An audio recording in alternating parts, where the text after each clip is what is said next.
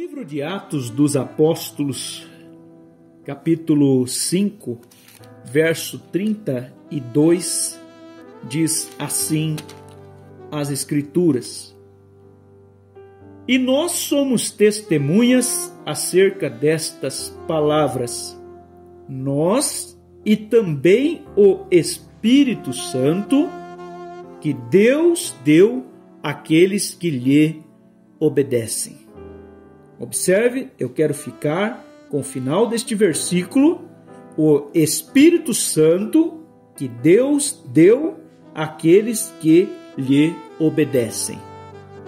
Podemos dizer, a obediência total à palavra te dá direito ao Espírito Santo.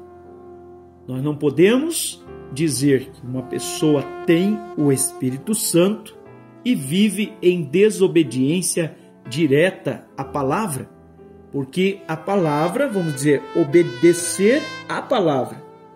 Deus dá o Espírito Santo para aqueles que lhe obedecem, e como se obedece a Deus? Se obedecendo a sua palavra, respeitando, crendo, vivendo. Não se pode dizer que uma pessoa tem o Espírito Santo quando ela descrê das Escrituras e vive uma vida diferente do que a Escritura ensina, porque o próprio autor da Escritura é o Espírito Santo. A Bíblia diz que nenhuma profecia da Bíblia foi produzida por homem nenhum. Isso está em 1 Pedro, capítulo 1, verso 21, se não me falha a memória.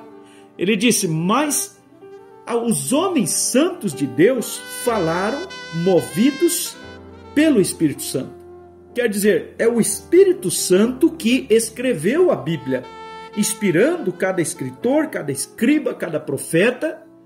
E você observa como pode o autor da palavra, vivendo no homem, negar a sua própria palavra.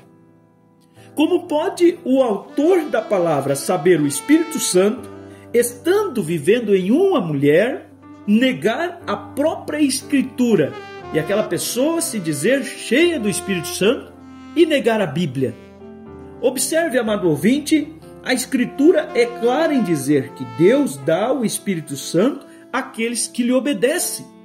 Agora, nós estamos vivendo em um tempo em que as pessoas têm confundido, observe, os dons do Espírito com o dom do Espírito. Os dons são presentes. Por exemplo, o falar em línguas, o profetizar, o interpretar línguas, o orar pelos enfermos, a cura divina. São dons, são presentes. Eles não são o doador. O Espírito Santo, o dom do Espírito Santo, é o próprio Deus habitando no homem. É o doador habitando em você. Os dons são presentes. E a Bíblia diz que os dons de Deus são dados sem arrependimento, e diz que são dados até para os rebeldes. Então, observe, irmão, Deus dá o Espírito Santo para aqueles que lhe obedecem.